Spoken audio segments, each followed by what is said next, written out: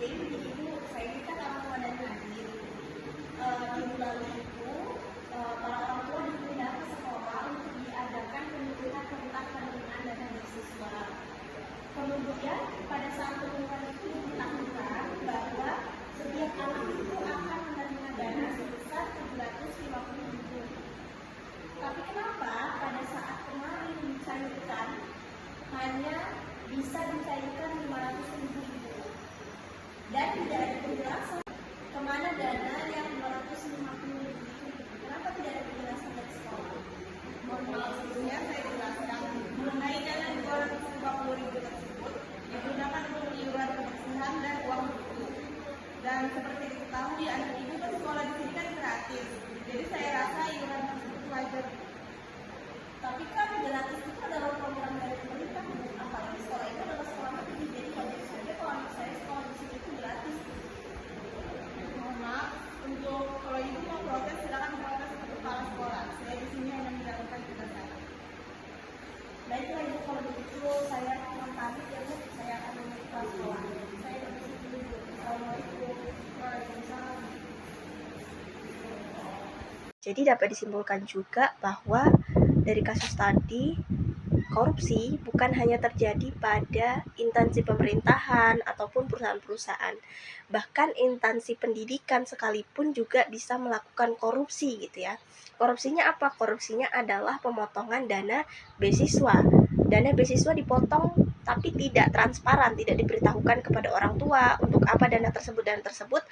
Sekolah tidak memberitahukan, baru diberitahukan ketika orang tua bertanya gitu, dan itu pun alasannya sangat-sangat tidak logis, yaitu untuk uang iuran kebersihan, uang iuran buku gitu ya, yang seharusnya memang seperti iuran kebersihan, iuran buku dan lain-lain itu adalah gratis gitu, diberikan oleh pemerintah, yang memang apalagi itu adalah sekolah negeri gitu, yang memang program pemerintah sekolah itu gratis. Maka di Indonesia ada program wajib belajar selama 12 tahun dengan gratis untuk sekolah negeri gitu ya.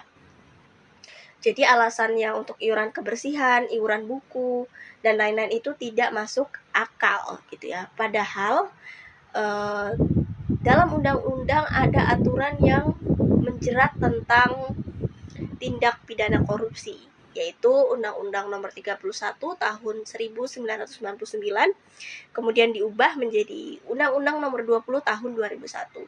Kemudian juga disebutkan pada pasal 2 ayat 1, setiap orang yang secara melawan hukum melakukan perbuatan memperkaya diri sendiri atau orang lain atau korporasi yang dapat merugikan keuangan negara atau perekonomian negara ya.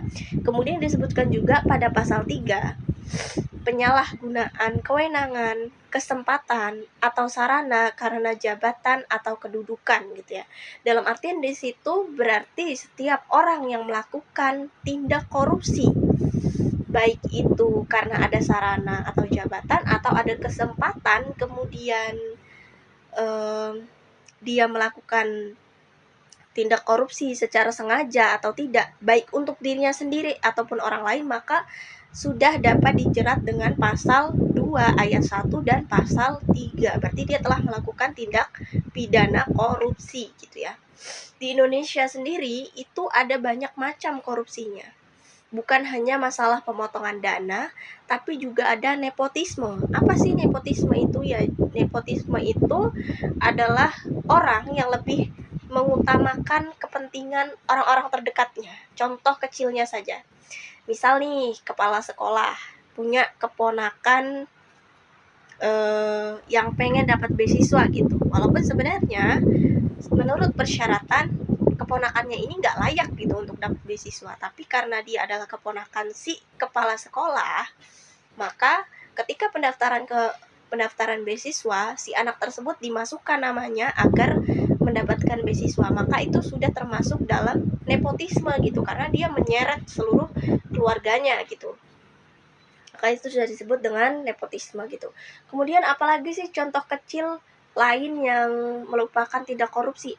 Kalau di Indonesia sendiri sebenarnya ada korupsi waktu gitu. Misalkan aja nih, seharusnya kita masuk kantor jam 8. kemudian kita datang jam 8.15, maka itu sudah korupsi waktu 15 menit gitu.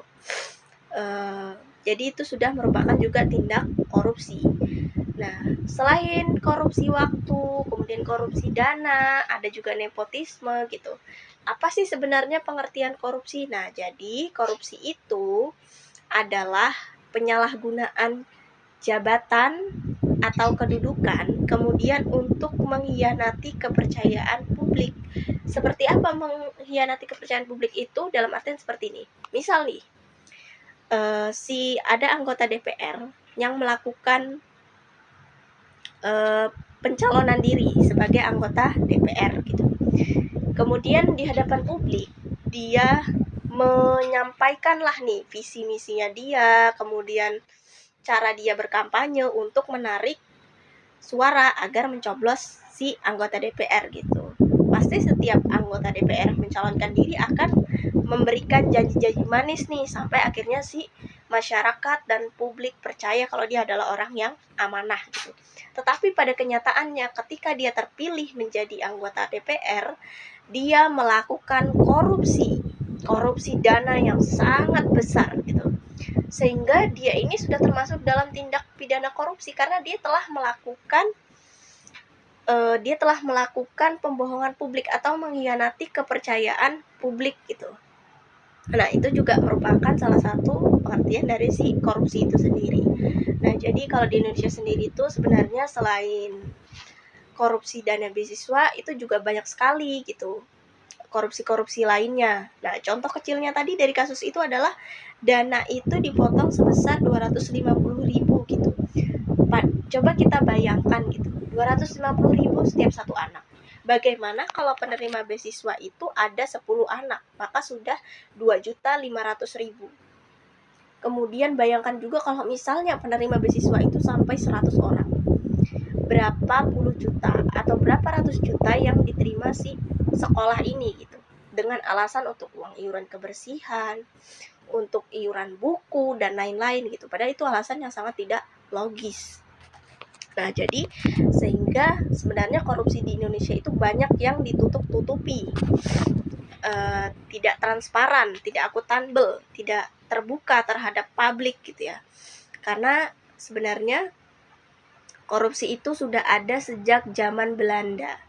Apa contoh korupsinya? Nah, kalau sejarah yang kita pelajari itu kan orang Indonesia disuruh kerja rodi gitu ya, kerja paksa, nggak dibayar dan lain-lain. Ternyata Belanda itu sebenarnya membayar, tapi dikorupsi oleh kepala daerahnya sendiri, oleh orang pribumi sendiri gitu, sehingga dimuncullah dalam sejarah bahwa orang Indonesia kerja nggak dibayar gitu, padahal ada buktinya bahwa orang Belanda itu membayar. Nah, dari situ sudah muncul korupsi gitu. Apakah korupsi itu budaya? Sebenarnya korupsi itu bukan budaya, tapi itu seperti sebuah kayak adat mungkin ya, turun temurun. Sebenarnya dibilang adat juga bukan gitu, karena korupsi itu tidak diturunkan sesuai keturunannya, tapi tiba-tiba aja gitu muncul korupsi. Nah, kenapa bisa terjadi korupsi? Ya seperti yang disebutkan tadi, bahwa ada kesempatan atau ada sarana atau ada kedudukan atau jabatan yang bisa dimanfaatkan untuk melakukan korupsi gitu. Sehingga terjadilah si korupsi itu. Entah itu korupsi waktu, pemotongan dana, atau korupsi yang lainnya. Atau nepotisme juga gitu. Itu termasuk dalam tindakan korupsi. Karena korupsi itu banyak bentuknya gitu. Nah, demikianlah presentasi dari saya untuk pendidikan anti korupsi. Sekian dari saya. Assalamualaikum warahmatullahi wabarakatuh.